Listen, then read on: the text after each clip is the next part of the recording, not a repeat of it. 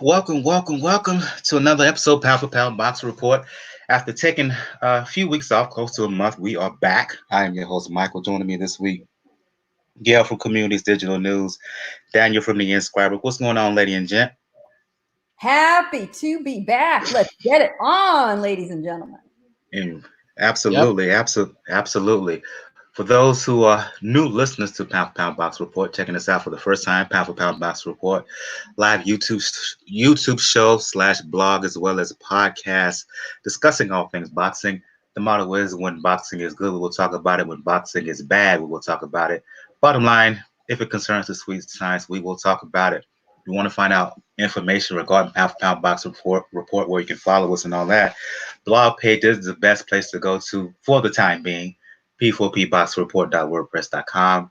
Or if you're listening to us live on YouTube, you could just check the description below where to find us all over social media, where to find us on all platforms that carry RSS feeds, your iTunes, Spotify, Google Play Music, and whatnot. But if you do want to check out the blog page to check out where you can donate, in the description, you can check out where to donate to, PayPal, Cash Me, donation link. And if you are home right now as a result of COVID-19 pandemic, but still, if you are home, a regular workout warrior, semi-workout warrior, or just want to get into some shape just to reclaim a sense of normalcy, please check out my online coaching page. I am an online coach with Beachbody.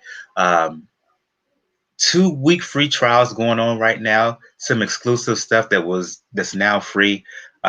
Links to my online coaching page there. You can check out through my page if you're interested in any of the programs, like 6 weeks of the work, 10 rounds, which is a new boxing-based workout program there on Beachbody on demand. Left for the Classic P90X series, the Classic Insanity series. Again, just check out my online coaching page on Pound for Pound Box Report blog. Let's get things going. This is really our normal format has usually been recaps, news, previews, but because of the pandemic, which has put a halt on sports and really on society for the past couple months now, boxing has been in a bit of a standstill. So for this episode, first of all, before we get things started, uh, I just want to give an update from you, Gail and Daniel. Given this pandemic, how are you two doing? First off. Well, thank you for asking. First of all, I feel very blessed. I'm one of those fortunate people who not only can work from home, I've worked from a home office for 17 years. I have clients who are thankfully not in the hospitality business, so they are still working, most of them, and things are all right. I'm healthy. I've missed my boxing. I really could get over Korean baseball and cornhole throwing competitions, but any port in a storm. And I'll be looking forward to seeing boxing coming back. And the same question applies to you, Daniel. Well, done the same thing, set up a little bit. Luckily, I've had the means now to actually work from home a little bit. But yeah, it's a different type of grind in a way because you're constantly here. You can't leave the house. But luckily, it's starting to bounce back a little bit. I know the company I work for, they got hit pretty bad. Really, really bad. Both in terms of the people that they had to lay off and the cases that I know of that happened. And luckily, it's starting to get a little bit of normalcy back into it because it's kind of like Wheeler boxing. In boxing, like we're event driven by specific days. The industry I work in is driven by specific days. And it just happens that the pandemic hit when those days were supposed to be very profitable. But luckily, it's getting somewhat a little bit back to normal. People are being understanding of the situation and even starting to plan for the next year. Um, Update. I'm maintaining. I'll just say that I'm maintaining. I'm one of the folks who uh, don't have the luxury of staying at home. I'm one of those necessary employees, but I'm doing good so far. I make sure to have my mask. I make sure to have my gloves on whenever I step outside, and give folks I mean mug folks who don't practice social distancing, um, and be sure to do that. I don't care what these governors and high officials are saying. Things are not quote unquote safe, so take all precautions to stay safe. I want to send thoughts and prayers to those who have lost lives. I have been affected by that. I've lost a member of my family as a result of this. I've had friends who lost their loved ones. Um, Thoughts to those who basically have been affected in terms of their employment as a result of this. I know our regular Jacob, he was laid off as a result of this pandemic and subsequent pandemic and the economic aspects effects of that. Uh, Thoughts and prayers to him, and hope he's okay and back on his feet. Um, Semi regular, both from Truth and Facts About Sports and Three Kings Boxing. Uh, he's been affected by it as well from a personal end. My condolences to him. And some followers of the show have been affected as well. So, again, thoughts and prayers to everybody who's been affected in a negative context. Uh, yeah, it's been rough, but we will find a way. We always do. Uh, I really hope there's a light at the end of the tunnel for this. Um, there usually is. So yeah, that's just basically an update from myself and from Gail and Daniel and others who are associated with Half Pound Box Report. Also want to give a shout out to Gus, semi-regular, unrivaled boxing McGregor, who was supposed to be on the show with us this evening, but he had to cancel, unfortunately. Others, EJ Boxing Live, the homies at Three Kings Boxing, who are also right for, and yeah, everybody who's been affected by this ugly, unprecedented issue that is coronavirus, COVID-19. And we're going to start the show talking about COVID-19. Last episode was really when the pandemic was beginning to get into full force. We know the numbers have they risen drastically, dramatically, in terms of cases, in terms of deaths here in the U.S. Uh, Boxing has been put to a halt all over. Uh, that was really during the last episode. The numbers still rising here in the U.S. But, and I'll go to you, Gail. Uh, the sport is starting to make adjustments now. Um, you have promoters, you have state athletic commissions across the board taking necessary precautions in terms of safety. Bob Arum of Top Rank has put together a blueprint to hopefully bring the sport back in June. There's rumors of Shakur Stevenson fighting in June. Eddie Hearn over in the UK. Uh, the sport doesn't return. The suspension in the UK is up until July 1st. He's making plans to bring the sport back after that. Um, the country of Japan, um, the JBC, Japanese Boxing Professional Association, I believe it is. They had a meeting last week, and it looks like you're going to have boxing in Japan back in July. Uh, Talk about how the sport has reacted uh, to this virus, one, and uh, to what Dana White and the UFC has done. They're putting up events. They're having events now. Was it 3 events in the last 3 weeks or so? Um, how do you think boxing will react to all this? Well, give crazy Dana White some credit. He's in a different position. UFC is, as many of you know, a monopoly.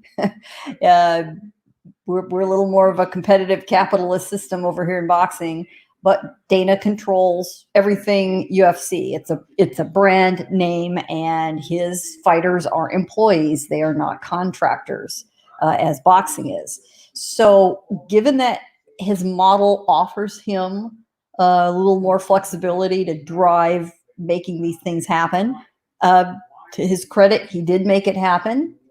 The jury is still slightly out because we don't know until the full incubation period goes by whether the proximity of the small amount of people that were at all 3 cards in the last week or so were contagious. We just don't know. This coronavirus situation, it is still got a lot of questions for us to answer. But let's assume that everybody gets a clean bill of health out of this after the fact, save for the single fighter in the first event and his 2 cornermen who tested positive, who had no symptoms, by the way, at all, had no idea.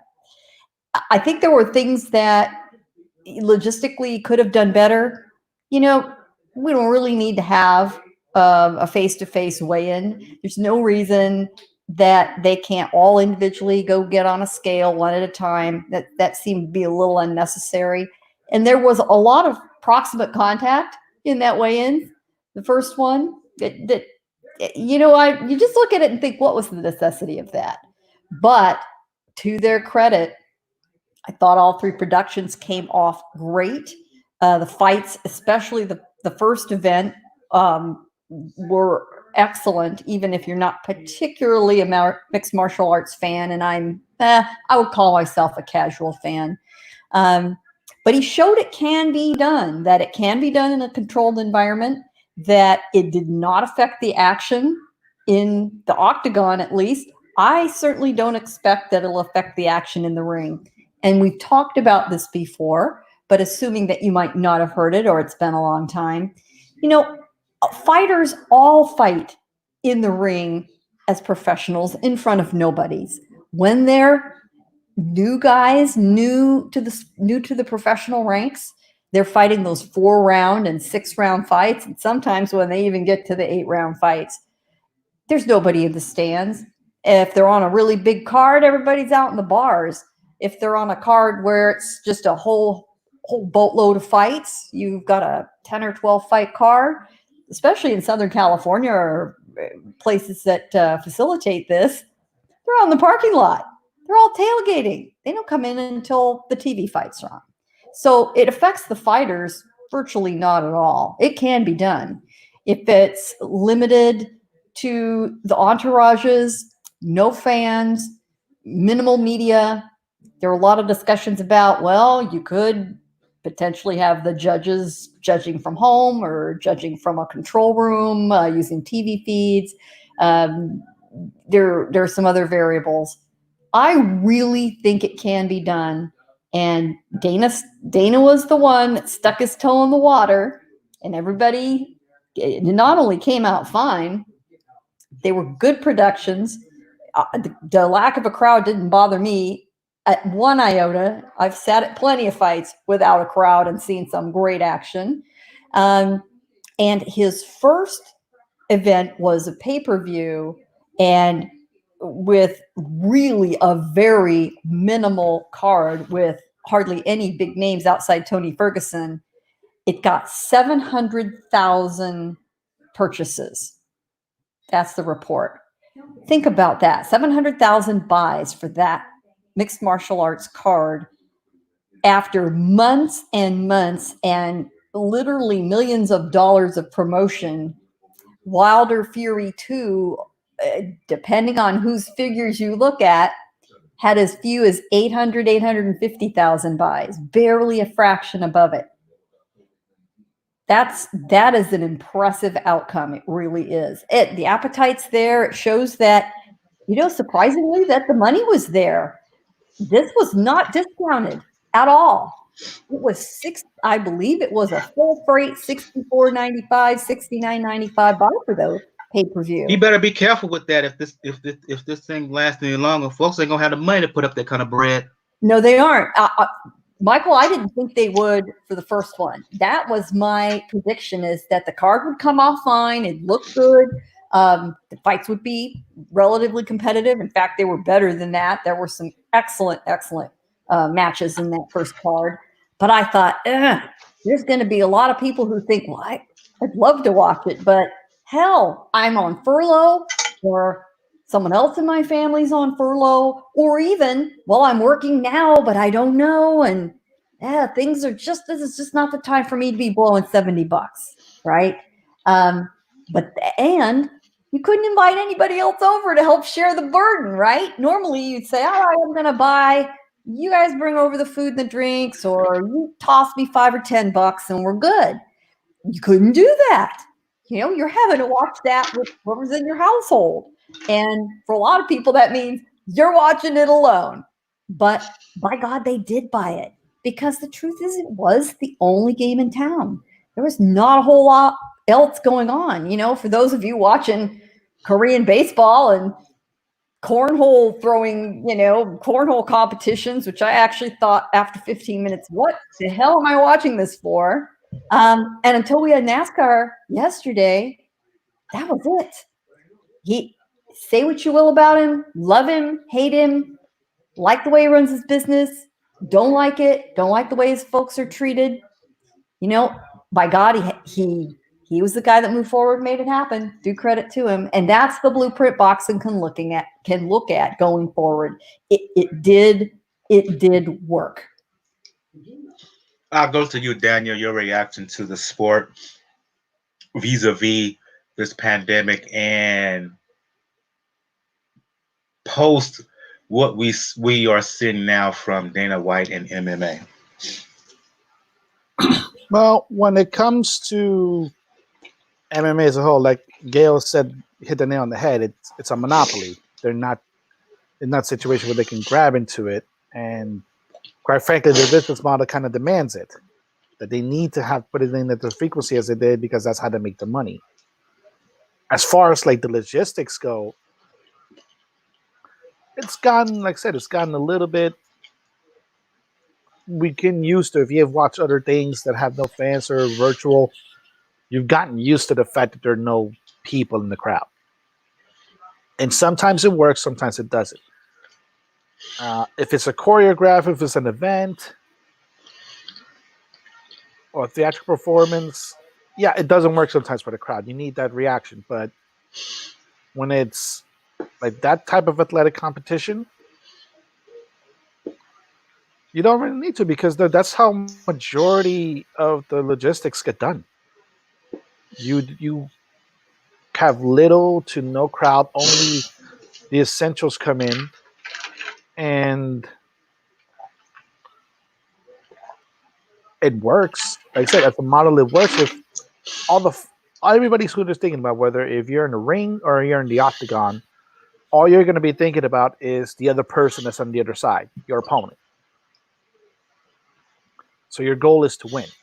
Nothing changes as far as whether you have thousands of cheering with you or nobody cheering you. The goal is still the same, because that win can elevate you somewhere else. What's happening now is going to be dependent upon what we see happening all over the world. What's happening in this country? We're having some states fully reopened, other states going through phases of reopening, and in other countries they're doing a lot stricter finances when it comes to something similar. Like, we should mention, like Gail mentioned, Korea. Seoul shut down their bars and clubs again for another 30 days because of one person. Right. One person went who on infected basically indirectly thousands of folks. Yep. and you had to shut that down. I think there's actually something today. A city in China, they found 3 cases. They have shut down the city again. It depends on where it's going into, and that's what I always said, that where boxing had a bit of an advantage over other things, because we're not something that's set on specific days that it has to happen by to it. You can always blend into it, and like I mentioned, a lot of the top best fighters, they've outside of possibly Lomachenko, as far as a professional, they didn't start out their career with adoring fans. They started to it, like I said, with very minimal fans being in the stands. So it shouldn't really matter at that point. What the UFC has shown, and a little bit to it, is it's all about how realistic it is. Location, location, location. Because if you would have had that card, let's say they made an exception here in New York, and they had that card. If you had that case palm up, it's pretty much a guarantee that Governor Cuomo would have shut that thing down. Or if you're in California, if something like that happened, more than likely Governor Gavin Newsom would have likely shut that down. In Florida right now, it's free reign. We all have to know that the governor did take an $18.5 million bribe, essentially for the WWE to be called in the essential business so they can run their show still. And that opened the floodgates now to all the sports coming into that area. It's one of the reasons why it's one of the potential areas for Major League Baseball's bubble cities or the NBA's bubble cities, what they're thinking about. So the sport can adapt. The situation has to be, though, are you expecting the big events to be done in this manner? Or are you going to do what, to me, logically would be this, just put on just a lot of mini cards. Put a lot of mini cards, because right now, considering the gates you're going to lose for the big events, it would be foolish to put in a big event in boxing right now. You're not going to have any big fights. And I predict you're not going to have any fights with a big gate before the end of the year. It's just simply not going to happen. Boxing's too dependent on the gate, and it can't make up for it in pay-per-views. These guys, many of them have contracts that demand a certain amount of money, and it just doesn't pencil out. The other issue with big cards, you're not going to see the 10, 12, 14 fight cards. I've been to a few of those because of the infrastructure impact. You've got to have a lot of medical support for those. You've got to have the EMTs, the ambulances standing by. In theory, you have to be able to have personnel and transportation for every single guy and gal who's competing. You could absolutely not ask the medical infrastructure in New York in particular to support that. They don't have the manpower, woman power in the medical, in the healthcare industry to spare. I would say that's probably true in Los Angeles. I think you'd be better off in Las Vegas, and you'd probably be fine in Florida at this point. And really, we know what we're looking at.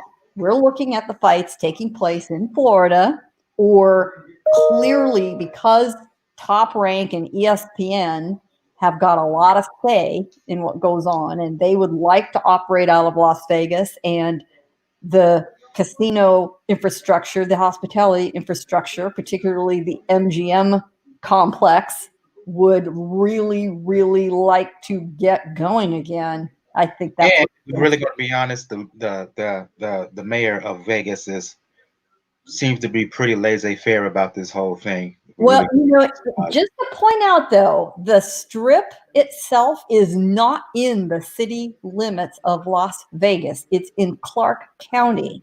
So the mayor doesn't have squat to say about the hotels on the Strip, which is an interesting little quirk of their government. Nevertheless, the MGM properties are starting to get ready to open again at a limited capacity.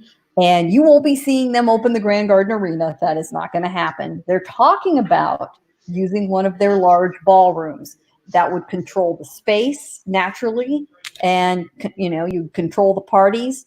The other potential is that Bob Arum hosts at their training facility, which is set up to take studio fights.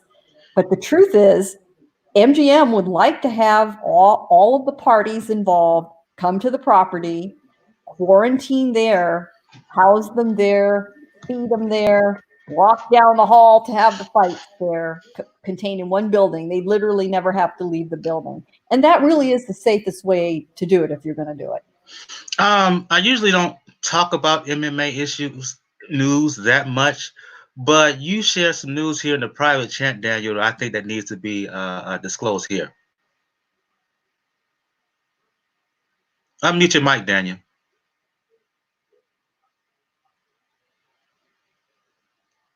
Are you there, Daniel?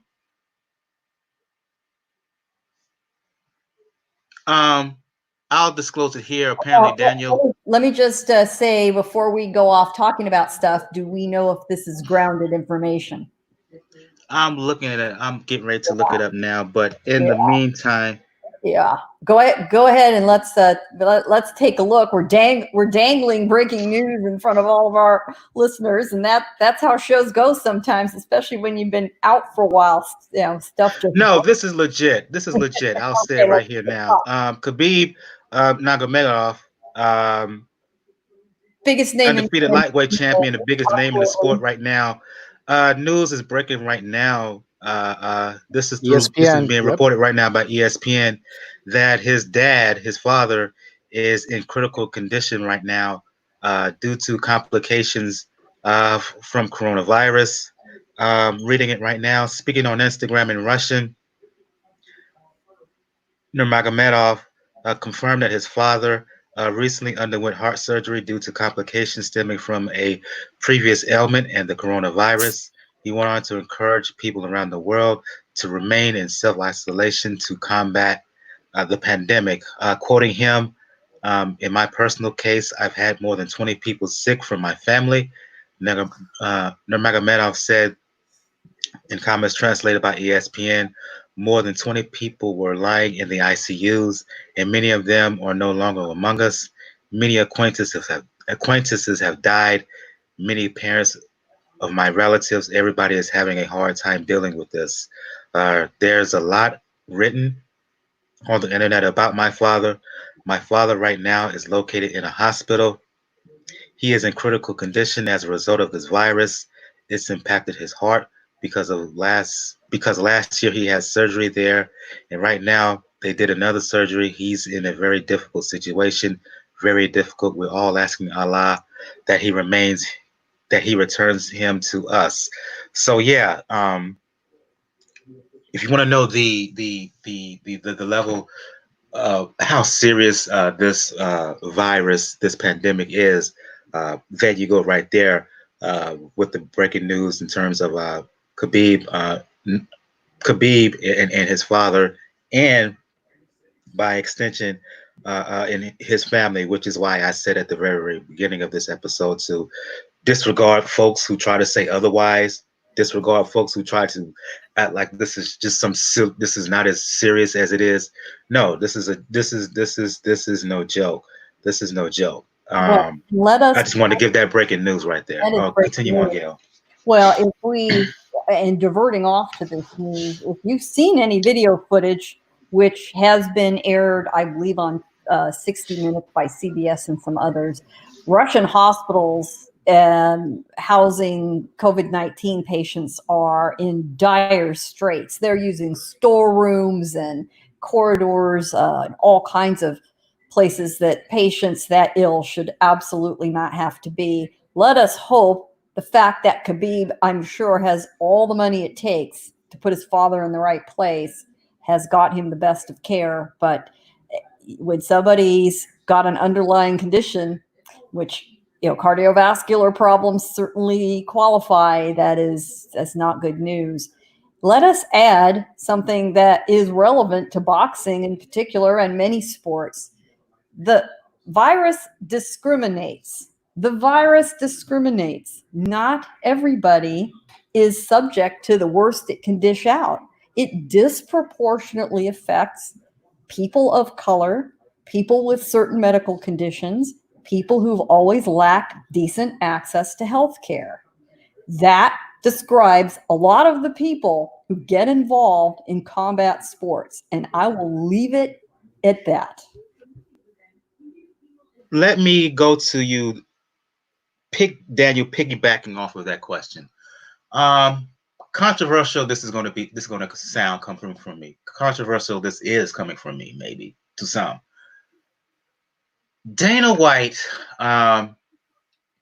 he made this foray to return to the sport, uh, quick, quick, um, taking advantage of people's desire to see sports again. On one hand, and I know he wants to take. He says he's taking all precautions, and he is, but he's taking advantage of people missing watching live sports on the one hand. And we're really gonna be honest. Uh, I'll just say that he was influenced not by just that, not by just a desire to have sports again, but other influences that has nothing to do with sports. And what I mean by that is, we may have touched on it on the last live show that we did, is that officials tied to this current administration, including the president himself, had meetings with owners from a variety of sports. The only owner or entity that was outside NFL, MLB, NBA was one Dana White. So you cannot tell me, and we all know that Dana White and the president, 45, they're friends, good friends. I use that all as a preface to say, because he's made this return UFC a controversial move still to many. Given what we've heard with Khabib, given the rising numbers, is boxing in danger of returning? Boxing in the moves it's making to return in July in some places, is boxing in danger of being reactionary to the moves that Dana White's making? And could that be a bad thing long term? Well, first of all, let's not be cute with it. Yeah. Let's just say Donald Trump influenced this decision because Donald Trump wants to be reelected and he has to show some semblance that things can go back to normal. And so far, these events, like I said, they've been helped except with one case, but I do have to make a correction. Like in that area, it wasn't just Dana White, the non-person in the league. It was also Vince McMahon. Like I said, the man. Yeah, Vince McMahon. Yeah, you're right. McMahon as well. Yeah, like I said, the man who bribed the governor of Florida with $18.5 million in order to, like I said, to make sure he could have his business running in Florida. So, in a state where the cases are rising more than most, they're rising. They're not declining. Yep. Oh, but let's not forget a state where the governor is purposely walking around without a mask. No, not even that. Not even that. Purposely trying to hide data of how many people in senior homes are dying from this. So there's a whole lot of mess going into it. What's happening when it comes to, like I said, when it comes to the UFC, it's beneficially in one way. Like, okay, you have Dana White being influenced by Trump. At the same time, though, he's influenced by his business model. His business model requires that he has to be frequent with put in there. When you have an essential monopoly on a section of the sport in North America, because let's face it, yeah, Bellator is number 2, but Bellator is nowhere near as big as UFC. Right. Like I said, when you have pretty much an essential monopoly in that area, it's easier for you to do certain things than in a sport like boxing, where it's a mercenary sport. It's an individualist sport. It's a sport where, yeah, promoters have tried again and again and again and again to be monopolies, and they've have failed every time. From the 30s to recently, like I said, with De La Hoya, Arum, and Al Heyman. And now Eddie Hearn's just the latest one to try it. So there is a method to recovering in priority, but the problem is also a lot of it when it comes to fighters. In this instance, in boxing, a lot of their routines are different. A lot of it goes to the fact that they need, especially the young guys need the income more than most. Not so much making money off of prize fights. Let's face it, a lot of the young guys, the majority of their money when they start out early in their careers, they make their money through being sparring partners. Because it's easy to be on call when you're in sparring because you're wearing padding. So it makes sense for, like I said, a lot of those guys to be mercenaries to come in and want me into it. What has to happen, like I said, what has to happen if you're smart, and I said this before, if boxing is going to start, it has to be just the club level fights first. Like Gail mentioned, like it's not going to be big people, but it has to be, like I said, it has to be club level fights, mid-level fights, things where you do not have to put in a lot of effort. You don't have to put in as far as a lot of the resources that you think you would have to put. And if you don't have to put a lot of the resources into it, you don't have to face the financial windfall of losing the amount of money. Because the big events, the big sports, they do. Like I said, a lot of if we're going out into the wider sports, a lot of the big moves have been made recently now by the NBA.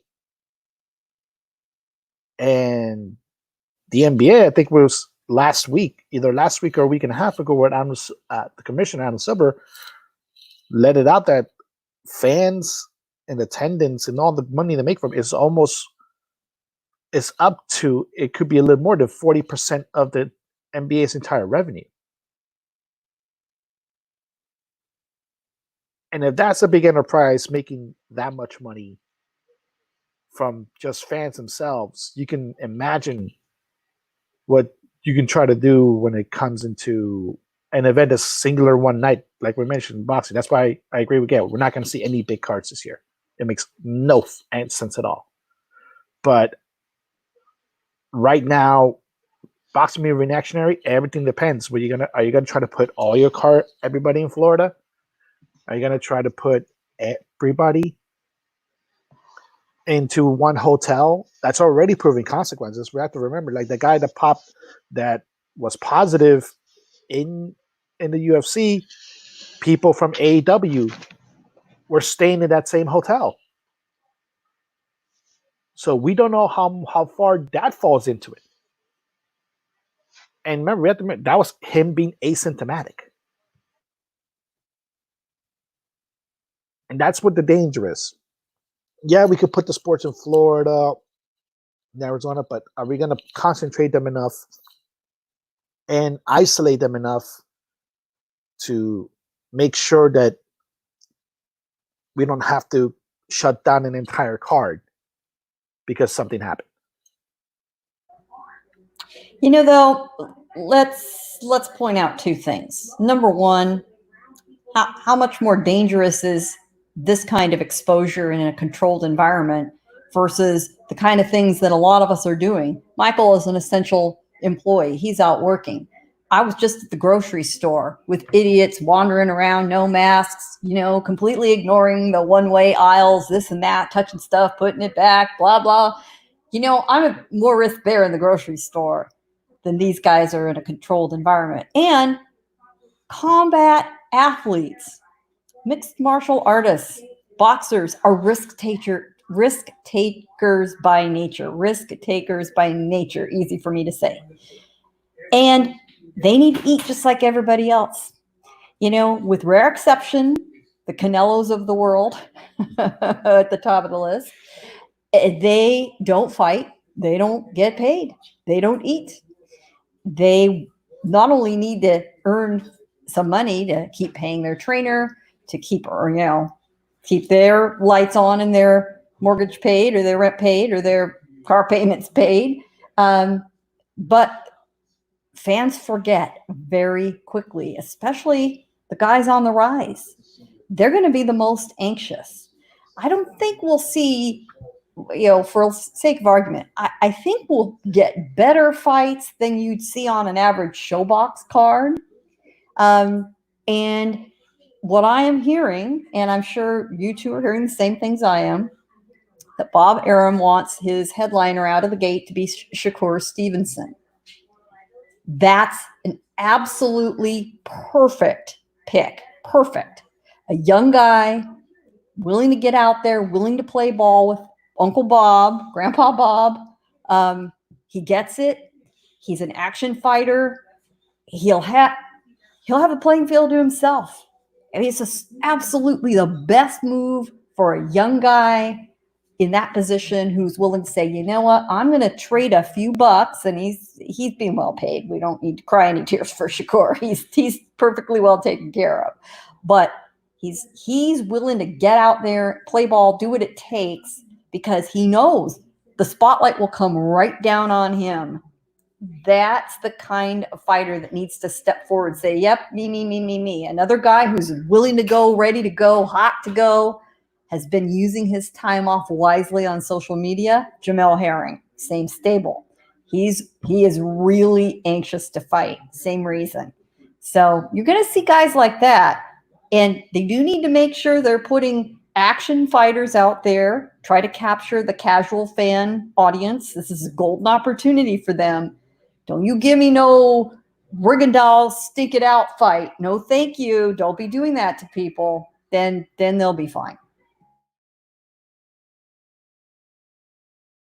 Sorry, I was on mute there for a second. I just had to bring that up because the parallels were just it was just so obvious that it couldn't go without being discussed. Let's go to the proposed fights and events that are being discussed in terms of coming back sooner than later. You mentioned Shakur Stevenson and whatnot, and we'll talk about some other fights later. But I want to give a nod to me myself in the live YouTube chat. He mentioned, I'll just quote him. He put his message up. He said that biggest news in boxing is that Mike Tyson and Evander Holyfield are coming out of retirement. Who's next to return? Maybe James Toney, Riddick Bowe, Bone Crusher Smith, even Larry Holmes. He said that in jest, tongue in cheek, but still, I'll go back to you, Gail. Tyson's making a comeback to boxing exhibitions. Holyfield is making a comeback. There's talk of those two fighting each other. Lennox Lewis has intimated that he may try his turn at making a comeback for exhibitions. What do you think of boxing the old guard, the 90s heavyweights, if you will, the 90s heavyweights deciding, oh, maybe it's a good time to step my toe into the boxing ring again? Well, let me quote that boxing expert, Taylor Swift. You need to calm down. You need to calm down. Just because Mike Tyson put up 60 seconds of video on social media that everyone got all excited about, let's just all please think a little more clearly about what we were seeing there. Yeah, he looked good. He was turning that hip and shoulder girdle and driving, those punches and showing some impressive speed for a guy in his fifth decade on the planet. You know what? Nobody was punching back at him. Nobody was coming back at him. Nobody was forcing him to move and shift position. We can go down the list. So, yeah, was it fun to watch? Oh, hell yeah. Did I watch it? Did we chat about it? Of course we did. Now, if Mike and Evander want to get together in the ring and benefit a charity, nonprofit cause, Bless you, gentlemen. I think that'd be a fun idea. You know, Evander Holyfield had a charity fight with Mitt Romney. Okay, you know they did a few rounds in the ring. That was it's all in good fun. If they want to do a little upper level version of same, great. If any of those other veterans of the sport with big names want to do the same, lend your famous name to something really important in this world right now. That's one of the best things boxing could do. I'd be absolutely behind that 100%. But please, nobody in their right mind should be thinking these are competitive contests at the level of the sport today. And the level of the sport today, as good as some of those guys were in their time, it's a very different game, my friends, in 2020. Your reaction, Daniel, to the old heads talking comeback, even in a capacity of exhibition. Okay, how do I put this? People, Mike Tyson, remember, had a little bit of a Broadway show on HBO. He asked us all a favor to buy Evander Holyfield's barbecue sauce. Let's just buy all of Evander Holyfield's sauce. Let's give him the enough money where he don't have to do this. Unfortunately, because yes, for 60 minutes, Mike Tyson put in the back and showed his exhibition. But that's also Mike Tyson, a person who, despite everything that he's done in his life and everything that he has encountered and endured in his entire life, has kept himself in physical shape. So of course he's going to look like that. And especially if you haven't competitively fought with 13 years. Of course you're going to look like that. But at the same time, you're going to have this nostalgic feeling. Yeah, people want to get into it if you put a Mike Tyson fight into it. Particularly like he mentioned. He mentioned actually that not only does he want to do this exhibition, he wants to re-release Mike Tyson's Punch-Out. You know what? I wouldn't be mad at that. Yeah. I would be mad at that now. I mean, buy that. Yeah. The iconic. I'm saying Nintendo game when it came to it. Now, yes, granted, the Nintendo Wii did get a Punch-Out sequel technically. That doesn't compare, Daniel. You know that. You know better. I know that's not. It's Punch-Out. It's not Mike Tyson's Punch-Out. The other factor that we all have to start. If we're really thinking about this clearly, come on, Tyson is in no way going to pass any sort of VADA or USADA testing, and he's in that bag hard. Yeah, because he feels no pain. He's got so much damn THC in his system these days. He could get that shit as hard as he wanted to. He wouldn't feel a damn thing at this point, and hey, God bless him. Carry on with your cannabis empire, sir. I don't begrudge you one bit, but come on, everybody. Let's just, again, you need to go. Y'all need to calm down. It's fun to think about, but that's not going anywhere. Okay, but let's actually bring the whole factor of why we brought this into it. Especially like in the past 5 weeks on Sundays. What has everybody been doing on Sundays from 9 p.m. to 11 p.m.? Oh, Jordan, Last Dance? Last Dance, yeah. And then you have that nostalgic into it. You have the debates going. Well, of course, the Jordan LeBron debate is the debate that will never die. It will never really die. But the fact is, it fuels the nostalgia from the 90s. Because think about that. We're in 2020. And to think that the 1990s were 3 decades ago. the time has flown by so fast that a lot of people want to wax nostalgic about this. Of course, it's going to be nostalgic about this. It fuels the energy into it because now people are like, well, 53-year-old Mike Tyson. Well, we had those fights. Mike Tyson would destroy Anthony Joshua, or somebody compared. I forgot who did a comparison that they would knock out Fury in the first round. It fuels that nostalgia. Like, I get why they're doing it. I get why it's brought up. And and I agree with Gail. There's no way in hell he'll pass any drug test. Yeah, let him do an exhibition, and that'd be fun. I'm all about that. That's fine, but let's not pretend it's any any sort of valid competition. Folks, if you really want to sober yourself up, go look at Tyson's last 2 fights before he retired, and I think you'll sober up real fast. Yep. Like, if those exhibitions are fine, like one of the exhibitions that was talked about for at least 2 years even before the pandemic, was Morales Barrera 4. Throw that in as a friendly exhibition at 140 pounds. They've been talking about it. I think the only reason they haven't done it is because both timing and the duties, like with Eric Morales has an official capacity in some way in the government in Tijuana, and he is a trainer too. There's some comparisons to that, and then the fact that you're just afraid that the old animosities would come back. That's what you throw in there with Tyson and Holyfield. What happens if you make Mike snap during that exhibition? People don't want to see that at this day and age when it comes into it. People don't want to see that. Like, okay, if you're gonna do an exhibition, if you're gonna do 4 hysterics, okay, let Mike Tyson fight a bear. Let him fight a grizzly bear. Put like a video on YouTube.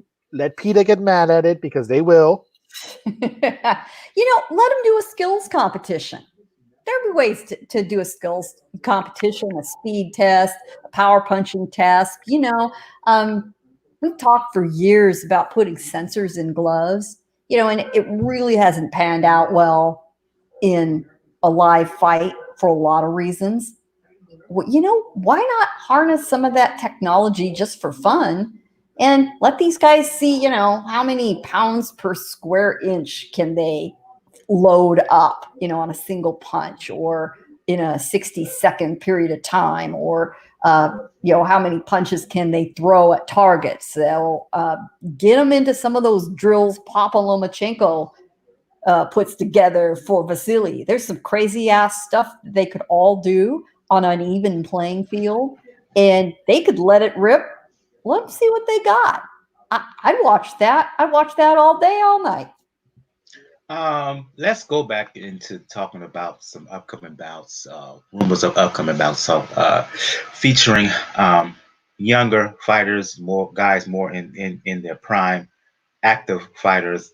I'll go to you, Daniel. I'm hearing hot rumors of regarding Errol Spence. We all know last September, October it was of last year. He was in a scary car accident. Miraculously, he didn't suffer any serious injuries.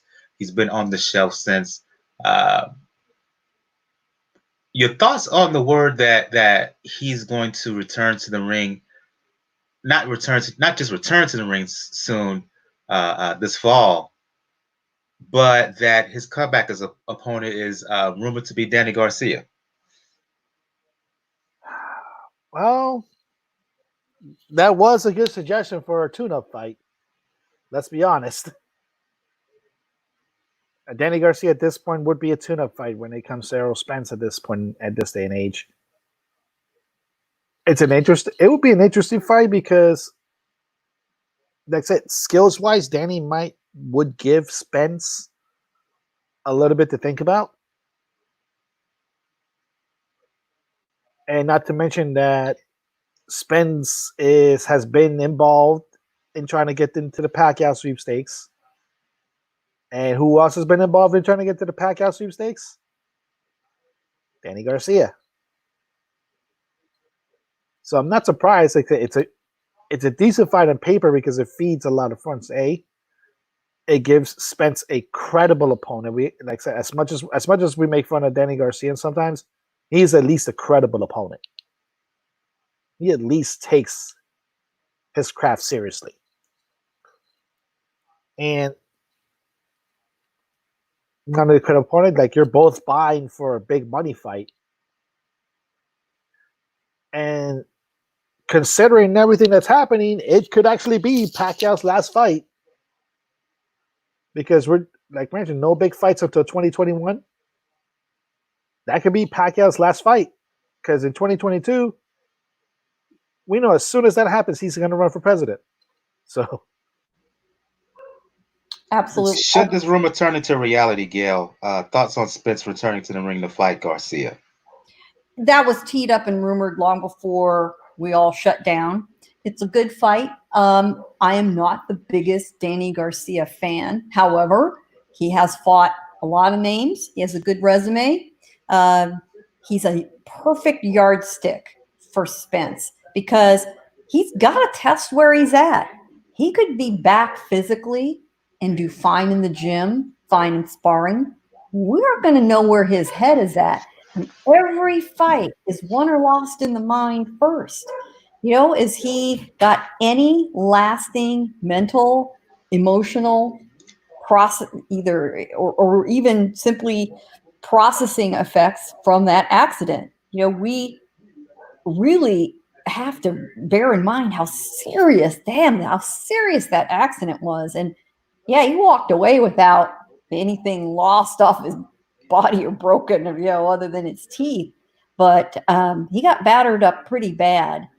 He could have had the equivalent of some serious concussions. We really don't know. He'll have to test himself. And because we know exactly how Garcia has performed against so many other known quantities, that's absolutely the right choice. Plus, it factors perfectly into the PBC budgetary model. It's an in-house fight, so that's an easy make. You know, they're the promoter for both sides. So it's all good. Yeah, it does then buy time for Spence before he faces Pacquiao or Crawford. And with Crawford's, you know, yapping about wanting to make more money when no crowds, you know, than when there were butts in the seats. Well, that's a non-starter. So it's the right timing. It's for all the right reasons. So, you know, we say it on the show a lot, but I'm going to haul it out because it absolutely fits. I don't hate it. Going back to you, Gail, the saga of Canelo. We last saw him fight November, move up to light heavyweight to stop Kovalev in 11.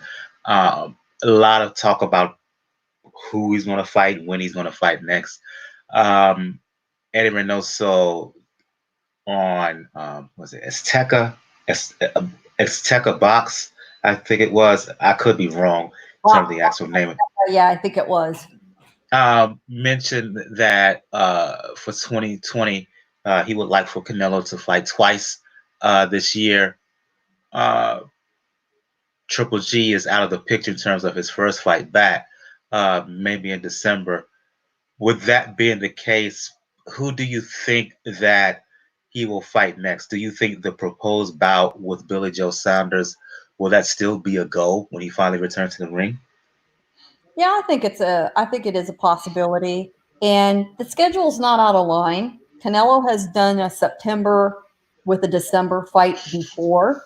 He fought Golovkin and then he fought Rocky Fielding in December. So he could easily do that again.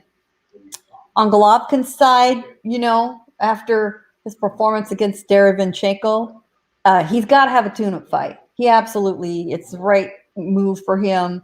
It doesn't hurt Canelo in the slightest. You know, he's the one rolling the dice because he's the one, you know, quickly heading for age 40 and, you know, potentially aging out of this competition. He has a mandatory. It's an easy make.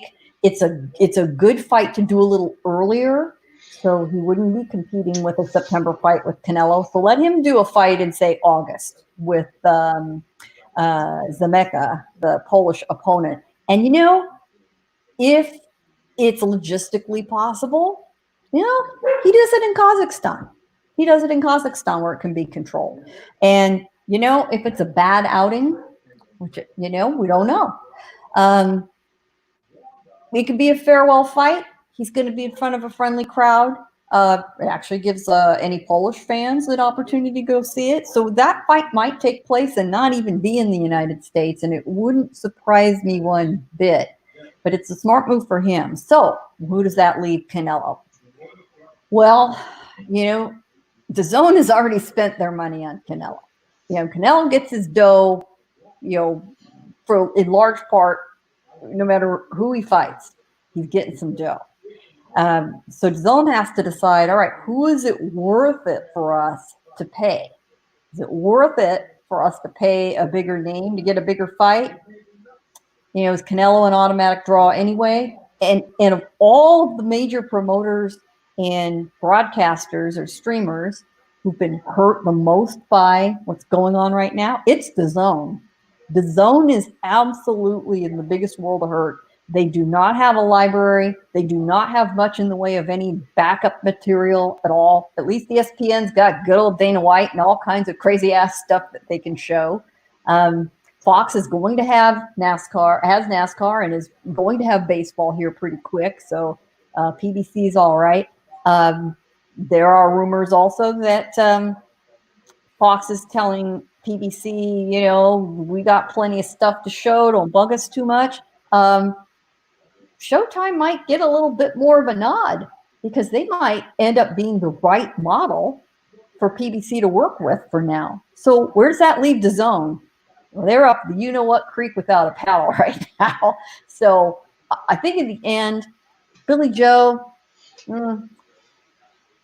he's shot off his mouth a whole lot. I think we're maybe looking again at the Callum Smith potential, and a fight in the UK wouldn't be the worst idea for Canelo potentially. And if they can control the environment, we'll see.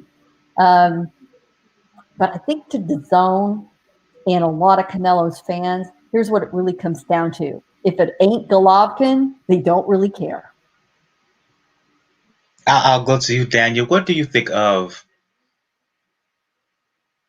the Twitter mess, for lack of a better word, regarding IBF lightweight champion Teofimo Lopez? The back and forth issue in terms of the proposed fight against Loma. He's saying that the fight is not going to happen. There are others who are saying that the fight is going to happen eventually. You got that on the one hand involving Teofimo. On the other hand, you got this social media beef between him and WBC 135-pound champion Devin Haney. Haney, I think, is going to fight in July on a card on DAZN, I believe. Your thoughts about all this stuff revolving around Teofimo? A lot of distraction. Normally, you could say he's probably distracted by too much, but let's face it, we're all in the quarantine right now. So part of it's just the quarantine madness in a way. As far as the Loma fight, I can see that falling apart. Even though it's an in-house fight, it's a top-ranked fight. Given the news we heard about Khabib, no. In the cases I know Loma is not from Russia, but still, in that part of the world, numbers are rising as well. And I'm with you, Daniel. I just don't see a scenario where they'll think it's safe to really let him out of the country. Not at this point. Yeah, not at this point when it comes into it. And so the Haney thing is, to me, that's two young kids. Just want to decide who's the best because they're obviously like the two of the youngest when it comes to being the lightweight champion, particularly with Haney, who luckily the WBC didn't reverse the bullshit that they pulled when they came to stripping him of the title. They reinstated him as the full champion. Although I'm pretty sure Luke Campbell's pretty sad about that. But either way, it's pretty good fight. It's an interesting fight that you can make, and it's between two sides, like I said, that can work together. ESPN and DAZN, Bob Arum, Eddie Hearn, like they can work together. That's not a problem as far as making that fight. It's easier to make the Loma situation, like I said, it's very, very dangerous because Gail might actually know this better than I would.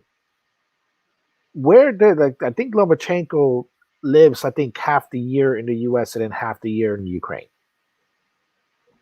Yeah, as far as I understand, when he's training, he and the whole extended Lomachenko family, including his dad, are up in Oxnard, California, and he's got a house, I believe, in Los Angeles. But I believe that, the whole crew sort of travels en masse back to the Ukraine. So, and he speaks frequently of, wanting to go home. He still considers that home. I don't know where he is right now. I would assume he's there. Yeah, and then the madness that you had to bring into it. First of all, yeah, there's no way that the Teofimo was going to fly to the Ukraine. And then second, how crazy it is to make sure that you have the right protocols if you're coming in from that part of the world. Where, let's be honest, they're as bad as we've seen it going into it. More than likely, they are underreporting the cases. Yeah. And let me just verify, yes, he is in Ukraine, and Ukraine has a travel ban right now. He isn't going anywhere for the near future. And he'd need to build in quarantine time once he does. So he won't be walking into a gym the minute he hits the U.S. anyway. So they'd have to build in a whole lot of time. I think that ship has sailed for now. I'm sure it'll get back on the calendar, but I don't think we should expect it, anytime in the second quarter. And, we'll see if it goes into the fall quarter. That's a rough call.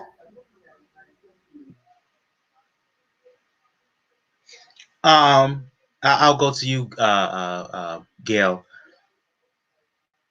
A lot of talk in the time that boxing has had off due to this pandemic. A lot of scuttlebutt about a fight between Anthony Joshua and Tyson Fury. Rumors that Deontay Wilder was offered $10 million in step aside money. Rumors that Pulev was offered 7 figures in step aside money. Eddie Hearn. You mean not Eddie? Hearn. I'll just say, talking about he wants to see Joshua and Fury fight twice in 2021. First question: your thoughts on this fight being talked about so openly? 1, 2. If you're Deontay Wilder specifically, aren't you getting mighty pissed off that they're already talking about Fury Joshua? They're starting to talk about that more than a third fight between Fury and Wilder. I don't think Wilder is going to waste a lot of heart on that. He's in position for the rematch. It's in writing. I don't think that they can offer Wilder enough money to step aside, nor should he take it. He needs to get back in there, get back after it, not lose his nerve, and not lose the opportunity, because there's only one thing worse for Wilder than losing again to Fury.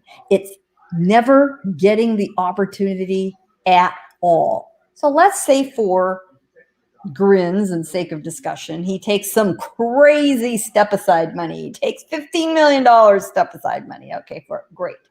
And then Fury loses, Fury gets hurt, or Fury has some spectacular victory over Joshua and he says, drop the mic, I'm out, see ya. Never mind that Fury has gone back and forth between saying, oh, I'm only going to have 2 or 3 fights, and then recently saying, I think I'm going to fight till I'm 40. Well, let's hear him change his mind again. We don't know what's going to happen with him. That is a massive gamble. And I think Wilder would do anything to avoid going to his grave, never knowing what could have, should have been. He wants the chance to avenge that night. He wants to prove that it was one off night and get his revenge and show what he's made of. You know, his legacy will be written in that next fight, no matter what came before. He cannot squander the opportunity. So whether they're yapping about a Joshua Fury fight down the road, well, that's very nice. And let's not forget when Kubrat Pulev is involved in this too. You know, and his career is winding down. He wants his payday. And love him or hate him, he earned it. He absolutely earned it. So, you know, you talk about down the road, Joshua and Fury all you want.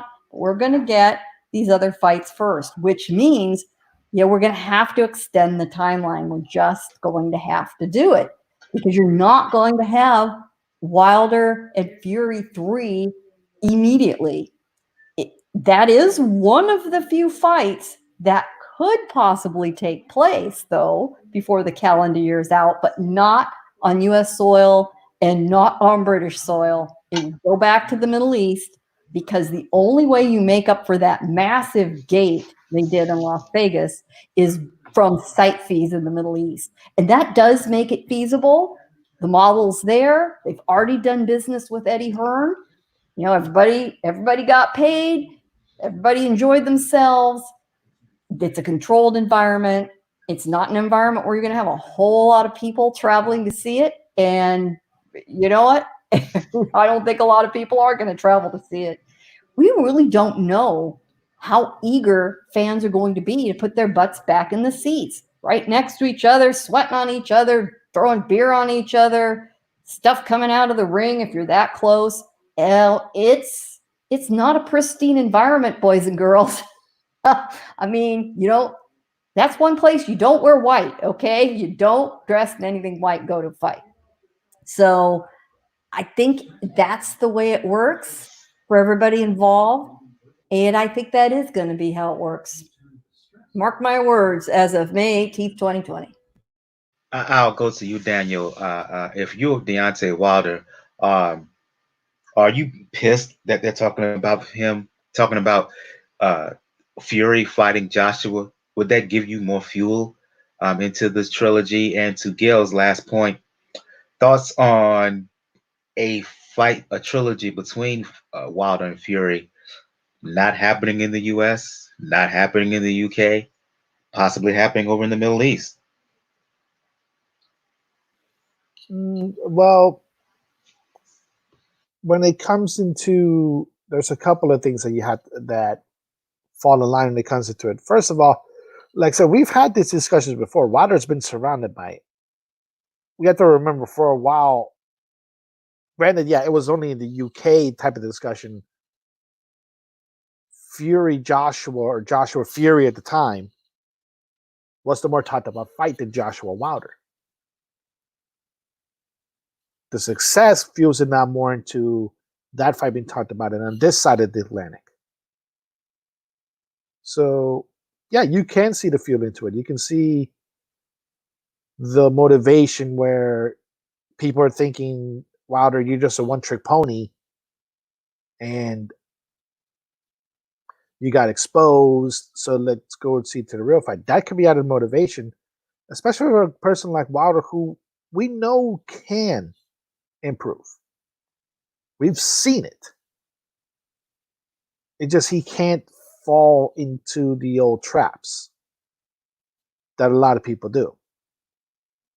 and that plays a factor into it. I vehemently agree with the fact that he should not even whiff any offer involving my step aside money.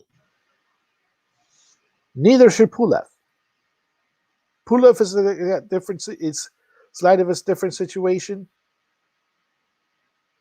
Unless you're really going to pull the IBF's card and say, like, if they're trying to take a step side of money, you say, I'm the number one challenger, which we've seen the IBF, they're not afraid to strip people of belts, even if it makes them money. If it lets them enforce their rules. So it could be a situation where Pulev maneuvers himself in a way where he winds up getting the title fight against somebody else down the pecking order of the IBF.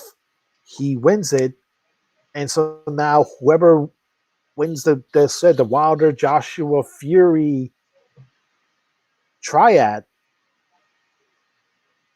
in order to be undisputed, they have to go to Pulev. So he could play that card. Wilder's a little bit more in turn. And now, as far as the logistics, I know Bob Arum said the fights could be either outside of the US, outside of the UK, in the Middle East. I would, like, logistically, it would make a little bit of sense. Money-wise, it would make a lot of sense. My problem with that whole factor into it is how fanatical Fury is a lot of times when it comes to his religion. Like, I know people are going to try to cite, like, the fact that he showed up at the greatest, or whatever the hell WWE called it, one of their Saudi Arabia shows. But that was just Fury probably flying that day, doing whatever he needed to do, and then flying back out. Imagine having to spend a full week there. Somebody as outspoken, has a mouth of fury. So you in think that if country. someone's gonna ask a question, and then he say what, and in response, or maybe someone try to set him up with a question, and he'll say something out of pocket, they may offend the people. Yep. He does it freely already. Well, then why expect him to be a whole lot different? Yeah. That's the whole thing. Like, that's the only danger that falls into it. The only thing I can say is it's a very controlled environment, and even Tyson Fury can behave if he's paid well enough to behave, and he can do that. I'm sure he can keep it together for a big payday, which it no doubt would be.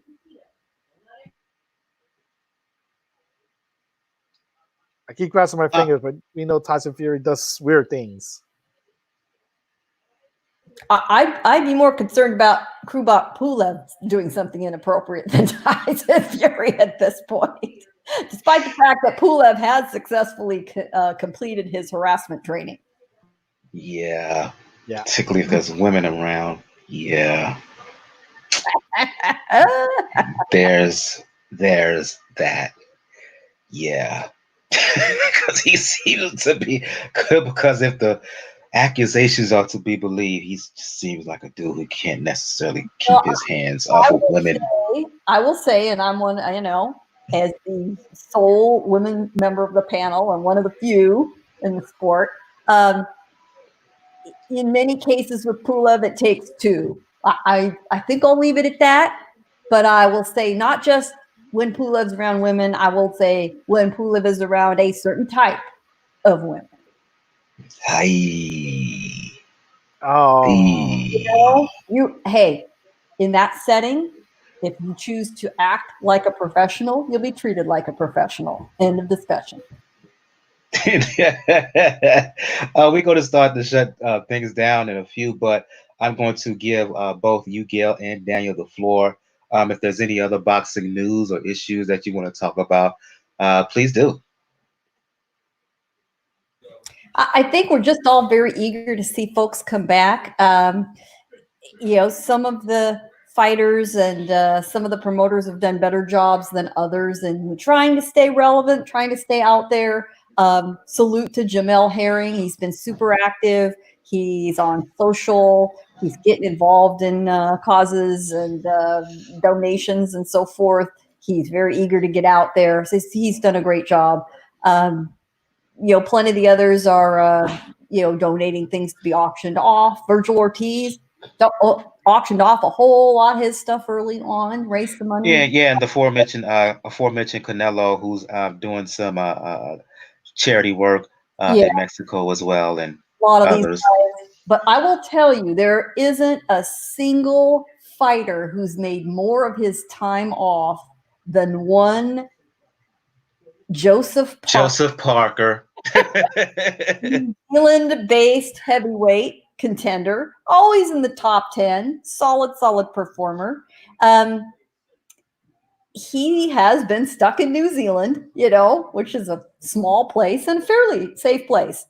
And he's got a buddy who's quite a good filmmaker. And they decided in their boredom to start recreating scenes from all their favorite 90s movies.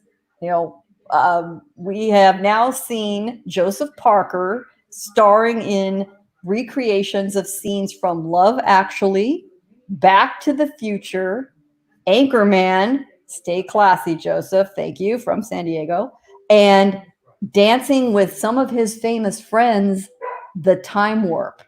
And if you haven't seen it, please do yourself a favor.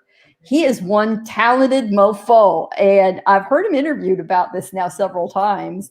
And he said, I guess everyone thought I was kind of a quiet, no personality kind of guy. And, they're seeing this and feeling rather amazed by it. He said, this is who I am. I'm a guy who likes to have a good time. And he plays musical instruments for real. He's very musical. He likes to dance.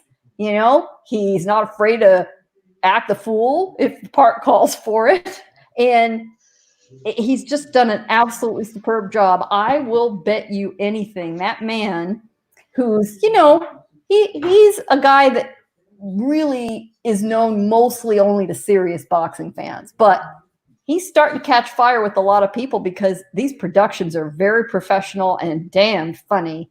He's going to have more fans after this pandemic clears up than he did before. And good for him. And he's also been very involved in a lot of fundraising and activities and so forth. But his Twitter account, and I think his Instagram account is the same handle. It's Joe, Joe, Boxer Parker, all is one word. Joe Boxer Parker. Seriously, do yourself a favor and watch for some of those famous faces in his recreation of the Time Warp. They sent in video from around the world. And as he said, he didn't even have to ask Tyson Fury. Tyson Fury immediately sent him a video. There's some of the very famous stars from the Rugby All Blacks in New Zealand, a very well-known news anchor from New Zealand, and Eddie Hearn plays Dr. Scott. Do I need to tell you anything more? No, I don't. I'll go to you, Daniel. Any other news, any other tidbits you wanted to discuss vis-a-vis the Sweet Science? There's not a lot out there other than the normal shit talking, like Ryan Garcia claiming that he's going to retire 26. Good luck with that kid. No, he's not. That's why I say good luck with that kid. Yeah, oh, hell no. No. But yeah. But hey, you know who's joining them in camp? We didn't even get around to talking about this. Andy Ruiz. Oh yeah, Andy Ruiz. Yep. That's a quick word on that. Do you think Reynoso will have a serious impact on Ruiz in terms of not just inside of the ring, but more important, outside the ring in terms of his discipline and keeping his weight down? Yeah, I absolutely do, because he'll be around the right guys. Look at how being in that camp has focused Garcia. He's, love Canelo, hate Canelo, whatever you think about Canelo.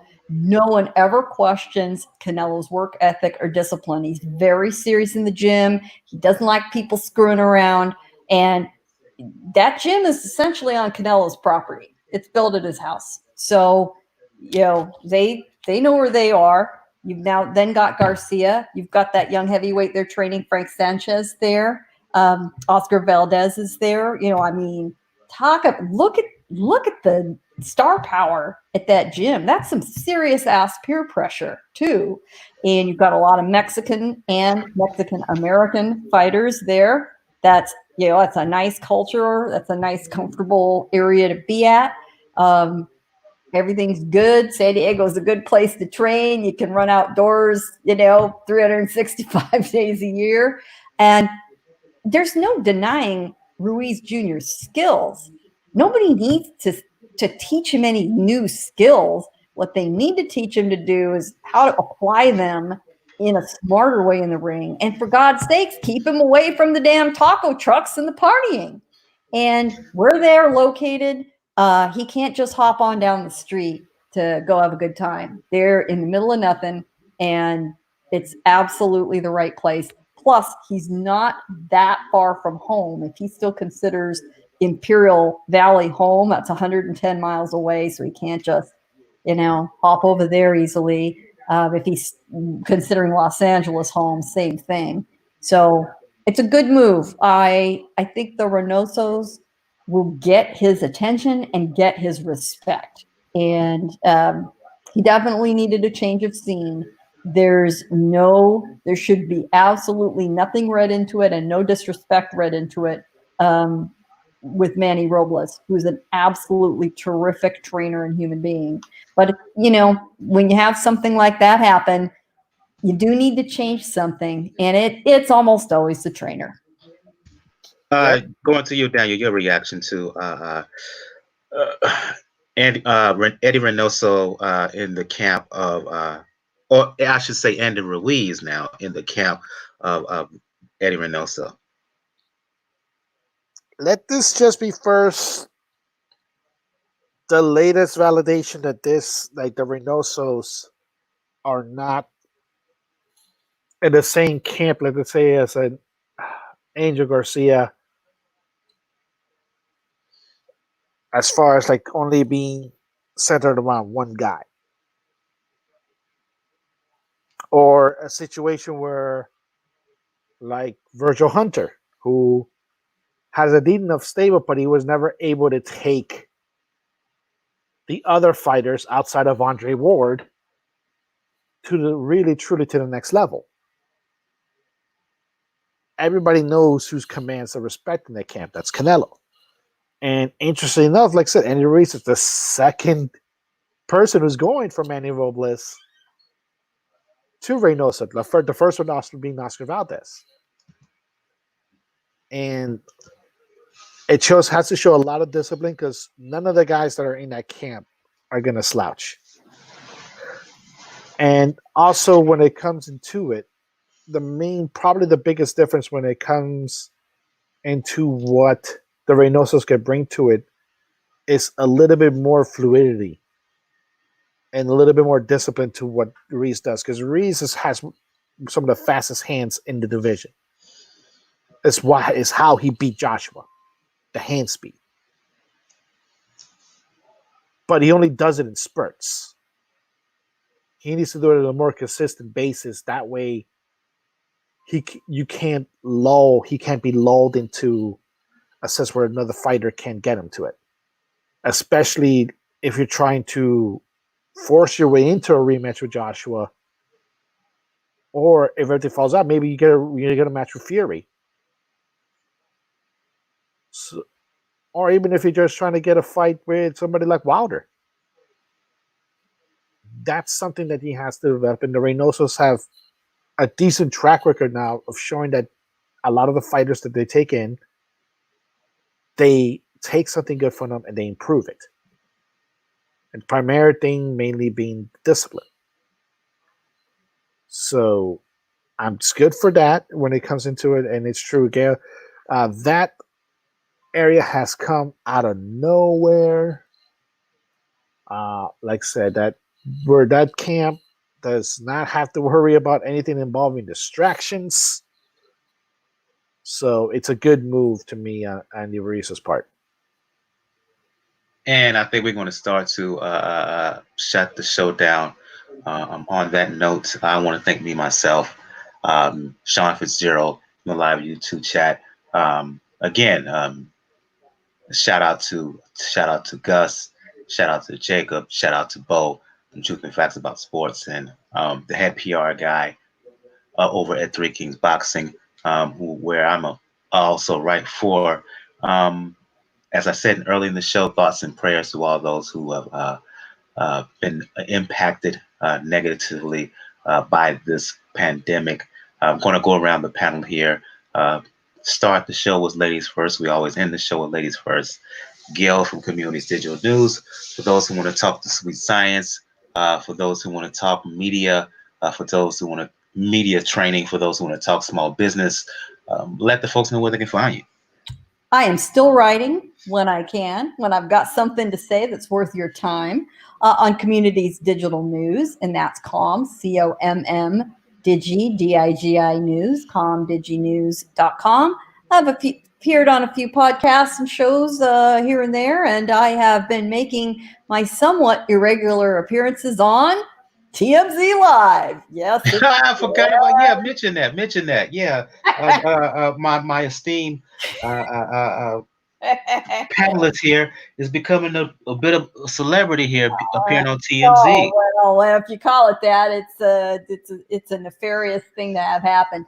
Yeah, as you know, if you watch TMZ Live, frequently after stories are reported, one of the viewers from the viewers gallery makes a comment, and I've become part of the viewers gallery. So I have commented about Floyd Mayweather's wayward 17-year-old daughter, who's in a Oh boy. trouble. And the last story I was assigned to comment on was the running of the goats up in Los Angeles. Yeah, somebody who was using goats to clear a field, which is something you do here to clear brush, because goats will just flatten out a big open space area that's all full of brush for wildfire containment. Somebody's goats kind of ran wild. So we had some fun talking about goats being the greatest of all time. And if you're a goat, can you be a goat? And, part of my job is make Harvey and Charles laugh. So if I can do that, it's all good. But, it's kind of crazy what kind of things happen during these pandemic times. And a lot of it is terribly sad. But a lot of opportunities and fun things have happened. People are resilient. They're creative. They find ways. And when those things are found, my little bit of philosophical advice to end the show is, we need to grab for those and enjoy them. So enjoy yourself some crazy Joseph Parker videos, and enjoy yourself, the absurdity of getting up at 6 o'clock in the morning, which is too damned early to end up on TMZ. Absolutely. Congratulations on kind of the semi gig. The gig, I should say, TMZ Live. I go to you, Daniel, for those who want to talk the sweet science. For those who want to talk the NBA when it returns, particularly when it comes to the Miami Heat. Let the folks who want to talk that with you, let them know where to hit you up.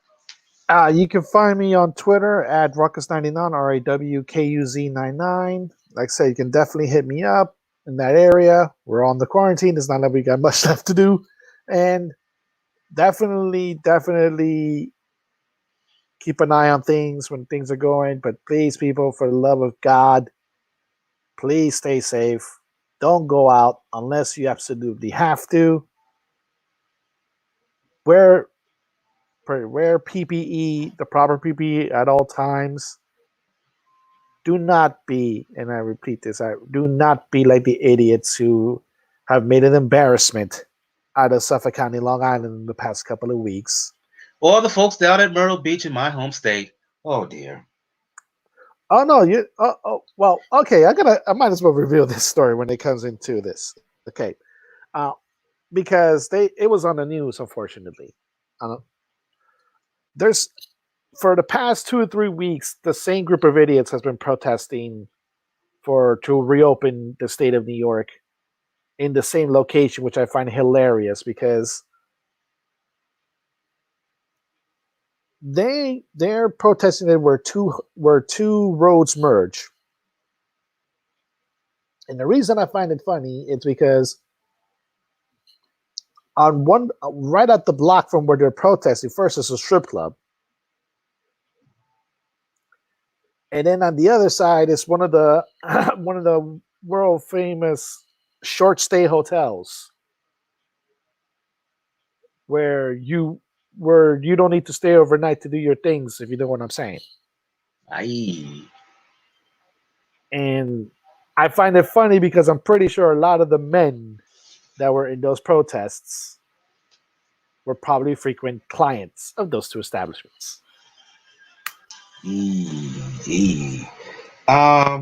that note, I want to first and foremost, if you want to talk boxing, music, fitness with me, you know what it is on Twitter. Brother JR, at Brother JR76 on Twitter.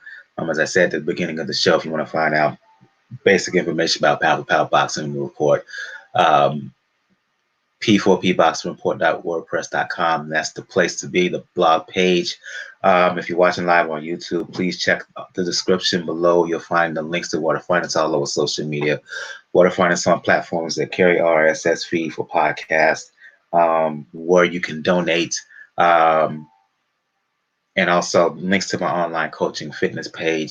I just want to give a shout out to a bit of a humble brag. I don't do it much, but I want to give a big shout out to the legendary, the Hall of Famer himself, Al Bernstein. He blessed me with the opportunity to interview him. I interviewed him on May the 5th, May the 4th, one of those days. I released it on a little over a week ago, I believe on the 10th. You can find it here on Pound for Pound Boxing Report YouTube page. You can find it also on the podcast on iTunes, on Spotify, and whatnot.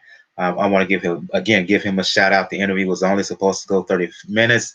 It went over an hour. I was nervous as heck beforehand, but I think it went really well. He, as well as his PR person, 80, sent me basically a thank you note, saying that the interview in their minds went very well. So I want to again thank Al Bernstein for blessing me with the opportunity to interview him, and I hope to do it again. For those who do not know Al Bernstein, he's currently right now during this downtime, he is finishing up a book on the former light heavyweight champion and current trainer, as well as current trainer Eddie Mustafa Muhammad. So really look forward to that when it drops. So yeah, this has been episode 287 of Pound for Pound Box Report.